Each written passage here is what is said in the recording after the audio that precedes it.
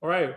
Well, hello again. Welcome to the open mic. I am, of course, Rich Ehisen, your host here today, where a couple times a week I talk to an author about their work, mostly in the mystery, thriller, or crime fiction genres, because that's what I like to read a lot of. And today I'm joined by someone this is their third time here with me in the open mic, because he's really prolific and he does really good work, and I like reading his stories. So he's got a new book coming out. Uh, R.G. Belsky, Dick Belsky. How are you doing today, Dick? Okay, well, I guess being a journalist probably doesn't hurt either to get your attention because you like that too, right? Yes, that's 100%, 100%. Yeah. We've So talked for about that before, and that's so great. for people out there who don't know me and can't imagine who that might be, but I've been a journalist pretty much all my life, and spent a lot of years as an editor at places like the New York Post, New York Daily News, NBC News, and I used a lot of that to start writing mystery suspense thrillers, and I'm doing that full time now. So it's an interesting combination of the two worlds for me, and hopefully for the readers too. Well, we're definitely going to talk about the role journalism plays in all this too. But you have a new book coming out. I do. In fact, the day that this I just happen to have it here. There I it just is. happen to have a copy. Okay, well, great. Yeah, Well, I walk around with it. It's called Beyond the Headlines. Yeah. the day this will post up will be its debut date, May 4th. So, Claire Carlson book. Tell us all about it. Yeah, well, Claire Carlson is a series I've been doing for the past few years. This is the fourth book in this series. And Claire Carlson is a woman TV journalist in New York City. I tend to write about what I know. I know about New York City. I know about New York City media. And I've known an awful lot of women in the New York City media.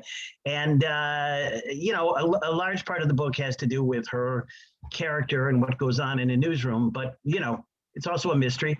And this one basically, I wound up covering the O.J. Simpson trial for like 2 years of my life back in the 90s. And I was always fascinated by the idea of like that being the biggest celebrity crime and how the whole nation got captivated by it and all sorts of things got involved. And so this book is a little like this. It's a book about a kind of Kardashian-like woman celebrity, someone who's kind of famous basically for being famous. And she's married to a wealthy billionaire who's much older than her. And when he winds up dead, she's arrested for the murder. And it sort of becomes like an O.J. Simpson national story with her trial. And Claire, it seems like a fairly straightforward thing in the beginning. And, Claire starts digging into it and finds all sorts of questions and twists, including a link all the way back to Vietnam. So, but the inspiration certainly was covering OJ, and she's kind of like a female OJ kind of character. You mentioned that there's a connection back to Vietnam, and of course, I know from talking to you previously that you spent time in Vietnam during the war. Yeah, I did. Yeah. Not willingly, I should point out. I was drafted, but yeah. They made me an offer I couldn't refuse, which was, you do this go to yeah. But is that character Lori Bateman? Is she inspired by anybody or anything that you encountered there? Well, basically the character Lori Bateman, the Vietnam connection is that she was a baby during the end of the war, and her mother. And I guess the biggest inspiration was those scenes that we all remember after I had left, which is the helicopters, and the people attempting to flee Vietnam as the North Vietnamese and the Viet Cong moved in on Saigon, and you'd see people hanging from helicopters. And I think that was the inspiration. So Lori Bateman would have been, well, she wouldn't have been one of those people. Her mother would have been, and then she was like a baby who comes to the U.S. But one of the reasons I did this too was when I got back from Vietnam, I wanted to write a Vietnam novel. And I tried to write a Vietnam novel, sort of like a mash of Vietnam, just like with Korea. And I never did, and I probably never will. So this, in some ways, is the closest I'll come to a Vietnam novel. And, obviously it's set in New York City, present day, but a lot of it has to do with Vietnam. And the character who dies, the wealthy man who's murdered her husband, he had been in Vietnam, and because I tend to write about what I know, his description of his duty in Vietnam was very similar to mine. I worked in Army intelligence. I have him working in Army intelligence. So I was able to use a little of my Vietnam experience in the book. And, I love books like that where the roots of the murder might have taken place 50 years earlier and, that kind of thing. So there's a lot of that. But certainly my Vietnam experience has always stayed with me, and I wanted to include it in a book. I've never really done it like this before. Right. Well, something you told me once, it's always stuck with me, is that you come to a point in every book where you have to decide whether you're going to play it safe or maybe Yes. push the envelope a little bit. Yes. For those who may not be as familiar with that, tell us what you mean by that again, and then how did that play out with this book? Well, obviously I can't, there's a lot of twists in this book toward the end. And I obviously don't want to talk about the specifics of the twist, but one of the complaints you sometimes can get as an author, you have to be aware of, is, oh, that's really unrealistic, or that's a coincidence, or that would never happen in real life, And so there's this effort sometimes to convince an author, or for an author to convince himself, that he needs to be realistic. It's got to be something that really could happen.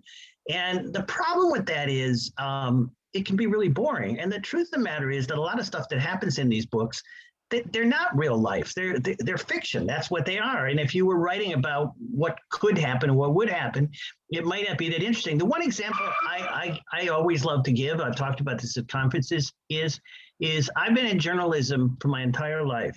I've covered all the big stories, Son of Sam, OJ, John Benet Ramsey, all of them. In my entire career, I've never seen, known, or heard of one reporter who solved a murder on their own, ever. No, I can't think of any. My books, the reporter solves the murder every time. That's a suspension of disbelief or whatever, and I think it's necessary. So getting back to the comment I probably made to you in the last interview, I'll get to a point in a book where I'll be like, should I give this one more twist? Or is that pushing it too much? Should I just play it safe? And I always go for the too much, because I would kind of rather err in it being too much than not enough. So, but that's, if you think of most books that you read, anything from Jack Reacher to any of Michael Connelly, they're really, most of this stuff could not really happen in real life, and that's why it's fiction. So there's a couple extra twists at the end of this book. What I like to do a lot in a book is get the reader to think that the case is solved, and then he suddenly looks, or she looks, and sees, wait a minute, there's 25 more pages here. Where's he going with this? And then kind of kick into another level with the story. And I do that in Beyond the Headlines. So if you get to the last 25 pages, you need to read to the end of the book. Well, you've done multiple series now, and of course, Gil Malloy is one, Claire is one, a few others. You write under the pen name Dana Perry. I do some thrillers under the name Dana Perry. I've got another Dana Perry book called Her Ocean Grave that's going to be coming out in June from Bogart, which is a big company in London. So and I've done a couple of series. It's a funny thing about the series, and I'm not sure what the question is about the series, but with both Gil Malloy, I did 4 books on Gil Malloy previously, who was a Mail reporter, and then I've done 4 books, and there's a 5th book coming in 2022 with Claire. In all these cases, they didn't start out as series. I mean, they started off as a standalone thriller. I mean, when I wrote the first Claire, it's called Yesterday's News, and it basically involves a very personal thing in her life, something that happened to her when she was in college, and it becomes she is like a big part of the story. And I knew I had to have a woman character, so I created this woman, Claire Carlson, with the idea that it would be a standalone book. At the end of the book, it would be over. And the publisher at one point called me up and they said, "Oh, we're going to change the title because we want it to fit with the rest of the series." And I'm like, "What do you mean?" And she said, "Well, you are going to write a series. You are going to write more of these books, aren't you?" And it being a journalist who just takes assignments, I was like, oh yeah, absolutely, without any idea that I was going to do a series. So that's how it became a series. And the Gil Malloy books were the same way, which is kind of interesting. And the problem is you kind of create your. The good thing about a series is when you sit down to write the book, you don't have to invent the character because you know the character.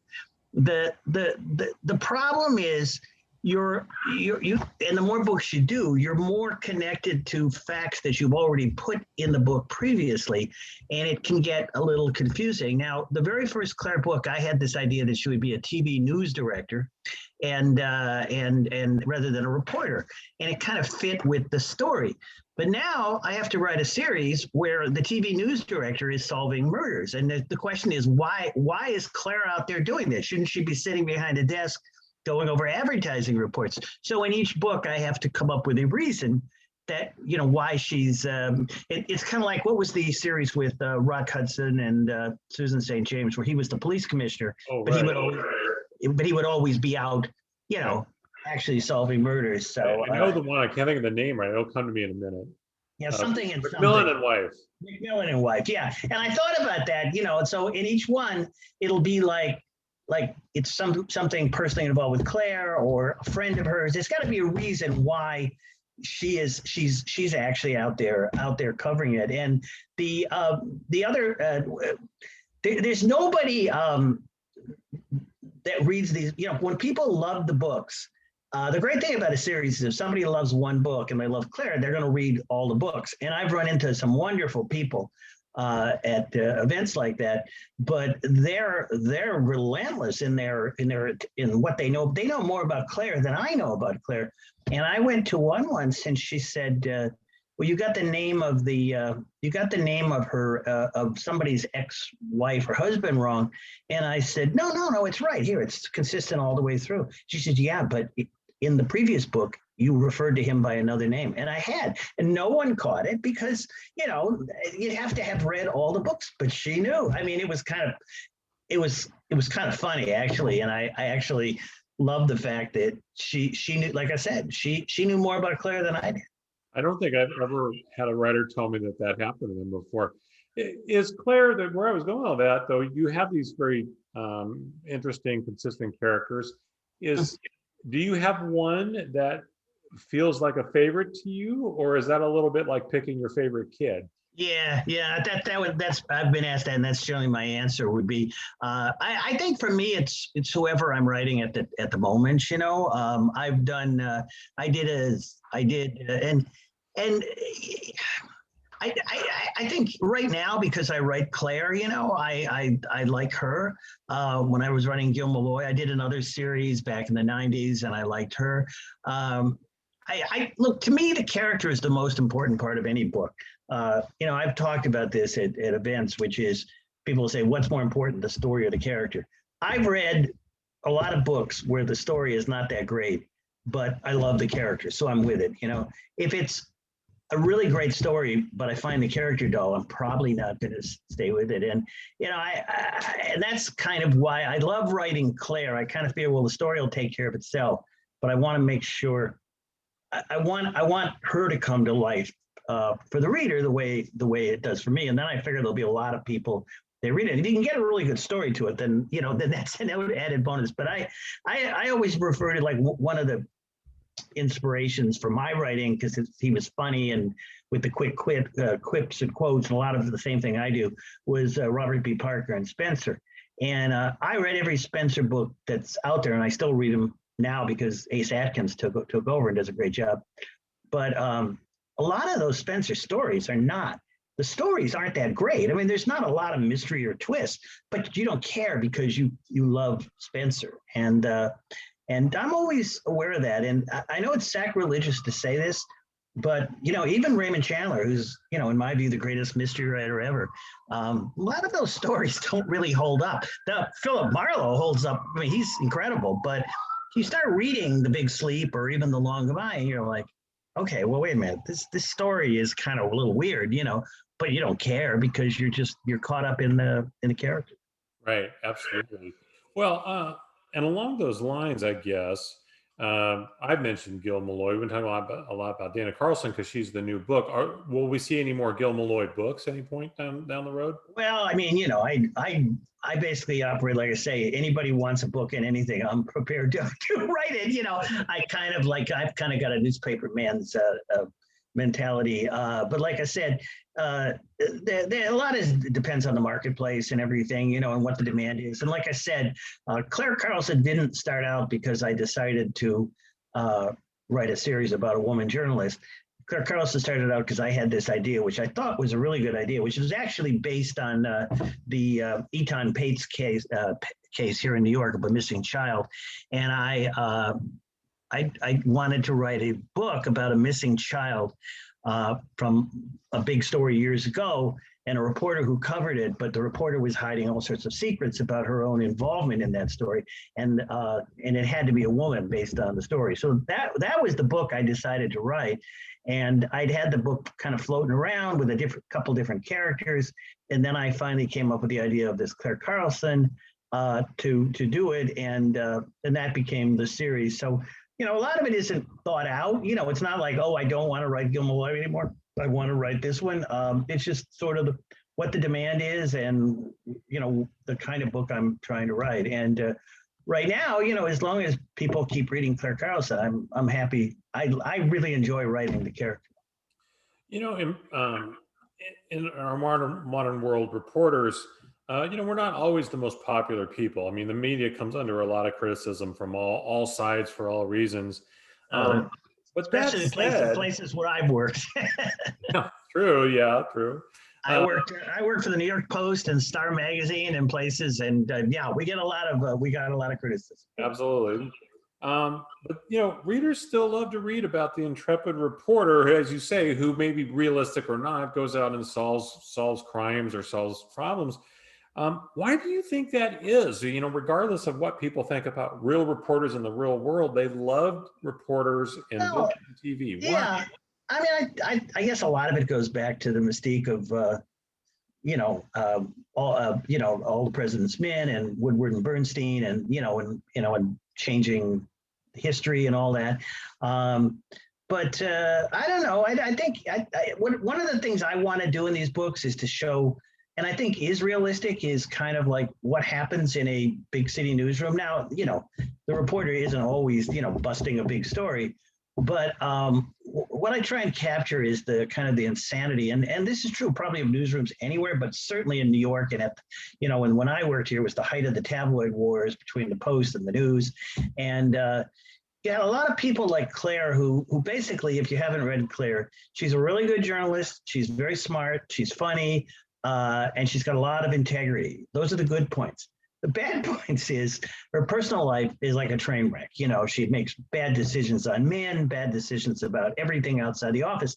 And part of that is because she's so focused on her job. She'll do whatever it takes to get a big story, but with integrity. I mean, she might steal something or go somewhere where she's not supposed to be, but she also takes very seriously the idea that a journalist is a sort of special profession, kind of like at times I've had her, it's a little bit like almost being a doctor or a priest or something, that it's not just a job, but it's something unique. So that's kind of the way I try and draw it. And I mean, look, there's a limited amount of protagonists you can have, I guess, in a mystery. I mean, most of them are either police officers or private investigators. Sometimes you'll get lawyers. Or you'll get like a private, someone like Jessica, in Cabot Cove, who just solves murders kind of on her own as like an amateur, or it's a writer or whatever. But the truth is, there's not that many occupations, so there are not really that many journalist protagonists. I mean, there's a few. I think Hank Felipe Ryan has had some, Laura Lippman, people who've been journalists, but it was. For me, it was just a kind of an easy choice, because it's a lot easier for me to write about a journalist and be confident that I know what I'm talking about, as opposed to writing about a lawyer or a police officer, where I have to do more research. You're a big proponent of writers' conferences. You attend a lot when we could do that. What this is veering off just a little bit here, more of a general writing question. What's the one thing you would tell someone who's thinking about attending their first conference? Because I think there's an awful lot of ideas that people might have about writers' conferences, and I think they're very valuable, and clearly you do too. But what would you tell someone who's saying, Dick, I was thinking about going to BoucherCon or Thriller Fest or one of the Killer Nashville. What would you tell them? Well, I guess the biggest thing is you have, and this is difficult for many people because many people who are writers are not particularly outgoing in a social, they're more introverted, and obviously there are people who they walk into the bar and but you need to be proactive. You need to go in with the idea that I'm going to meet people and talk to people, and you can be rebuffed. I mean, you can go to the bar and walk up to your favorite author and say, I love your stuff and I'm doing this. And I've had situations where authors have been incredibly kind and really nice, and I've gotten author blurbs from them. And I've had others where they just give you kind of a cold shoulder, and you get rebuffed. That's part of the thing. If you go, and the second part I'm going to say to this, if you go to any writers conference, you can't sit in your room. You can't sit by yourself. You need, and the first few I went to, like, nobody talked to me because nobody knew who I was. Now when I go, I've got like tons of friends and it's like fun social thing. But you need to kind of make that happen. And, make sure you have business cards or whatever copy, and just hand them out to people. And just try and be most of the people at these things are very friendly, and there's a lot of people you'll find who are in the same situation you are. And it's really incredible way to make contacts and get to know other authors. And I've gotten to know so many people, some of whom are well known, some of whom are not as well known, but it's a great community. The other thing, what I was going to say is, it's a good idea, if you can, not to make your first conference one of the big ones, like BoucherCon, for instance. BoucherCon is huge. I have gone to BoucherCon and had friends there and not seen them for the entire 4 days. That's how big it is, Thriller Fest is big too. And there's a huge amount of big names there. There's people like, you get up the Lee Childs and the Michael Conleys, and all the big names, will be there. You can tend to get lost. The first conference I ever went to is a great little conference. Unfortunately, they're not doing it this year or last year because of COVID. There's a conference called Deadly Ink in New Jersey, and it's a very small conference, about 50 people, and it was great because it's kind of like being a big fish in a small pond, and you get to know everybody, and everybody's friendly. Killer Nashville is a little like that. It's not huge. It's bigger than that, but it's not huge. There's some other smaller conferences around. So my advice would be to, before you sign up for BoucherCon or even Thriller Fest, try and go to something smaller and sort of get the feel of it. But whatever you do, even if you're not comfortable doing it, you got to sell yourself, because that's really what it's all about. Try and make friends and try and sell your stuff. Sell yourself. I'm going to give you some lightning round type questions here, all about your specific style of writing. Because you use a first person narrator. Why do you use that? Well, it is true. Every book, I've written 18 books now, published 18 books, and everyone has a first person. And people say, you don't ever write in third person. Well, I have written books in third person. They just never gotten published. So I have manuscripts where I've done stuff in the third person. And in fact, my first Claire Carlson book was written in the third person at the first time one of the early versions.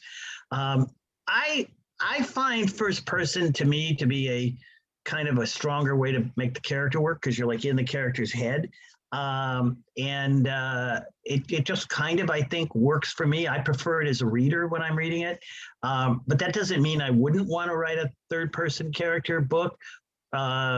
It's something it's something I've agonized over. The great thing about a third person is you can get multiple viewpoints, points of view. You can get into the bad guys. My book, you're seeing everything through the eyes of Claire Carlson. So she has to be a bit of an unreliable narrator, as they say, because she can't give everything away on the first page. So she has to have some secrets that you find as you go along. But, again, it's like writing the series. A lot of these things aren't well thought out plans. It just sort of works out that the books have been first person they get published. And I'll tell you a story I always loved about this. So there's certain books that seem like they should be first person, like Raymond Chandler, Philip Marlowe, Spencer, Robert Parker, Sue Grafton with Kinsey Malone, all first person PI. Probably the best mystery character around and has been for the last 25 years is Harry Bosch by Michael Connelly. And except for one book, Michael Connelly writes Harry Bosch in the third person. He writes him as Bosch, not as I. He switched for one book. And I always found that fascinating because he seems like he should be a first person detective, like a traditional. And I had the opportunity to talk to Michael Connelly at one of these conferences once, actually at the bar, and had a drink with him. Wonderful guy, by the way. And I asked him the question. I said, so how did you come to this idea to write Bosch in the third person, not the first person? And I thought I would get like some incredibly well thought out, analytical, brilliant answer. And his answer was something effective. Geez, I don't know. I never really even thought about it. It just seemed natural to him. And I think that's really the key when you're writing something like this. It's like whatever works. And God knows writing Bosch in the third person has worked, phenomenally for Michael Connelly. So yeah, he's done well with that. He's done okay, yeah. Yeah, all right. I should point out Michael Connelly, a former journalist, crime writer for the Los Angeles Times. So yeah. How do you approach writing dialogue? Do you have any rules for how you approach writing dialogue? I love writing dialogue. That's my favorite part. I don't particularly like writing description as nearly as much, and I try and capture the feel of people, like interesting people that I hate real boring dialogue and and it's kind of like what we said before, pushing the envelope. I'll push the envelope on dialogue. I'll have people say some outrageous things and quips and back and forth. And one of the things I do is I tend to write outside most of the time, or when I say outside now, I don't write in my apartment. I don't necessarily write in a library. I like to go to, coffee shops, bars. I've written on the beach, subways. And one of the things I'm inspired by all the people around me, the energy, the talking, it probably has to do with working in a newsroom. And I try and, I've heard people saying things on the street, and I'll like kind of jot that down, like, yeah, I could have something like that. I want it to be real, but I also want it to be interesting. So I really love the quips, the back and forth, and the dialogue to me is the most important part of the book for me, and also the most fun. Last lightning round question: what part of the process, from your concept to hopefully publication, gives you the most problem? Most problem? Yeah. Well, once you're finished with the book, the copy editing is probably the most annoying, because that's real work, and you just read the book over and over again looking for typos, and no matter how many times you read it, you find one, and then of course at some point somebody else will say, oh, did you know you did this wrong in this bit? So that is very frustrating. And that's kind of like working back at a newspaper where I'm fact checking everything, and so that's not the fun part. But in terms of the writing, the middle, and this is not unusual to me, the middle is always the toughest part of the book, and that's the part of the book where you're oh my God, I don't know. I don't know if I can do this book, because the beginning is the easiest, I find, because you have an idea and you sit down and there, you can kind of say anything you want at the beginning, and I'll throw out all sorts of questions without any idea really what the answer will be or anything like that. And then I find once you get to the end of the book, it's like a train picking up speed, like it all kind of works. You pull it together for the ending. So the ending, I don't really have that issue with, but there's this big gap in the middle, and it's like you're not sure how. You might have an idea what the ending is, but like, how am I going to get there?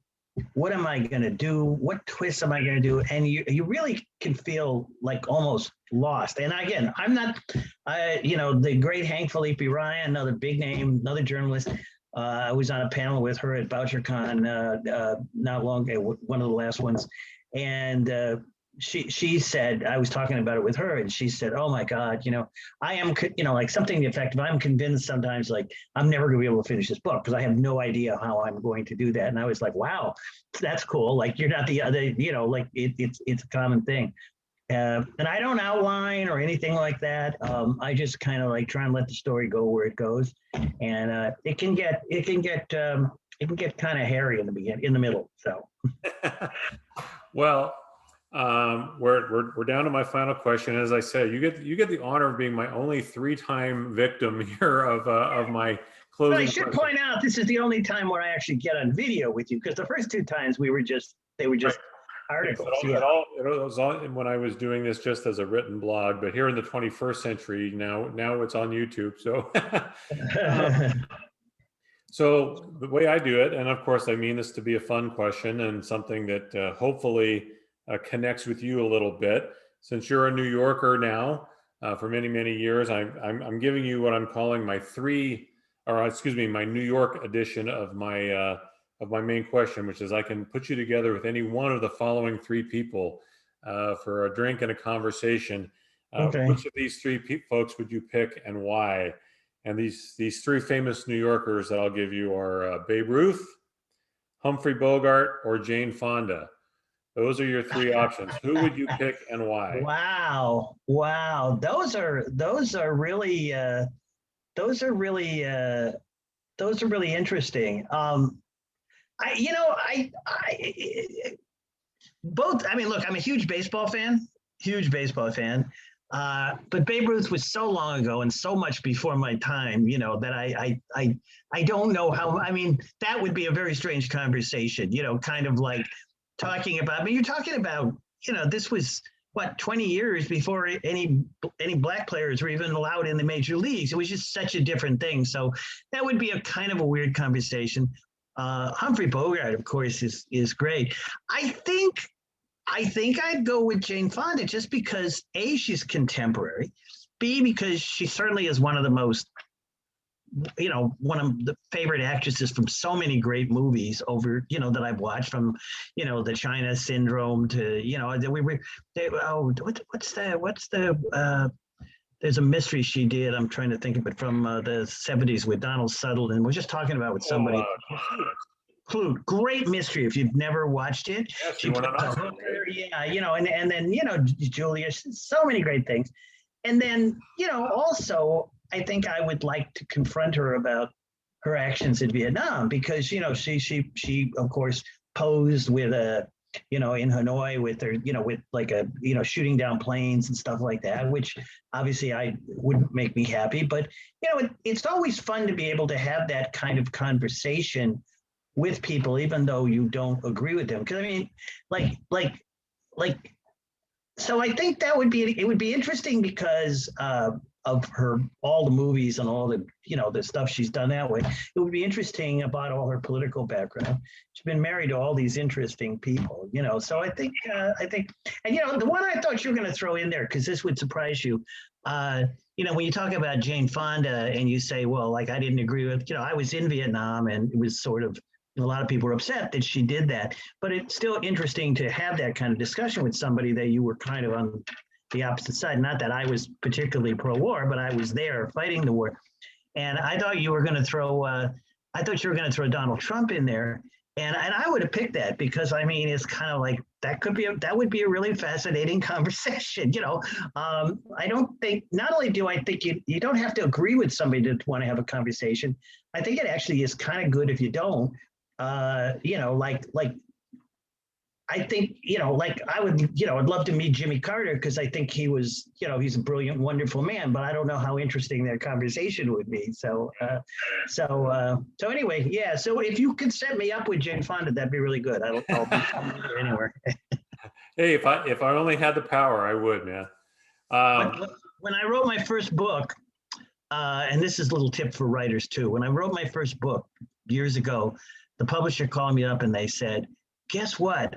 Jane Fonda's office just called and they want a copy of it for a possible movie. And I thought, like, oh my God, I'm in, And then, you find out that this happens all the time, and probably Jane Fonda never ever even heard of the book or saw it.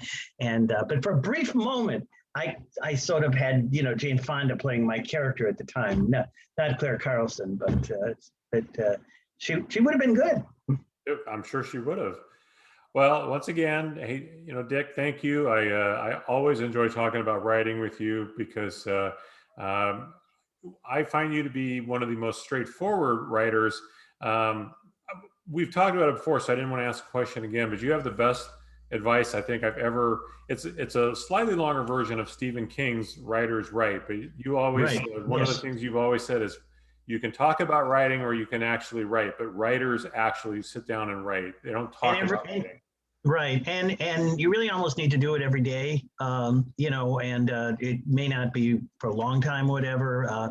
But it's so being in journalism, as you probably have met people, I've met so many people who ask that question, like, well, you know, I want to be a writer, I want to write a novel, whatever. And yeah, my answer is, then write it. You know, don't talk about it, don't think about it, or think about it, but you know, you just sit down and write it. Well, I don't have an idea. Sit down and write it, because you know, there's so many times that a writer, I know with myself, you'll sit down at a blank screen, you'll have no idea what to say, but you need to force yourself to do it, because that's when stuff comes out. Now, it may not be good, but it's something and it's a start. And then you work from there. So yes, if you want to be a writer, write. Stephen King says it, and I say it. I mean, you couldn't ask for two better experts, right, than me and Stephen King. Absolutely. Well, thanks again, everybody. If you enjoyed this, and I hope you did, please hit the subscribe button down at the bottom, because I talk to a lot of folks all the time. They're a lot smarter than me. You're not tuning in to see me, you're tuning in to see them. So I'll be back in a couple of days with more.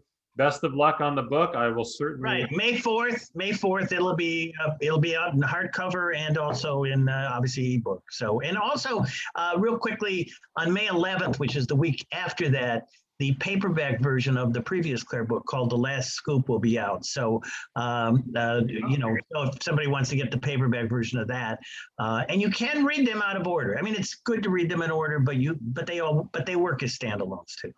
And there you go. Well, again, Dick, best of luck, and we will talk to you again soon. Thanks, We'll Rich. talk to all of you. Thanks again, Rich Ehisen with the Open Mic. Take care.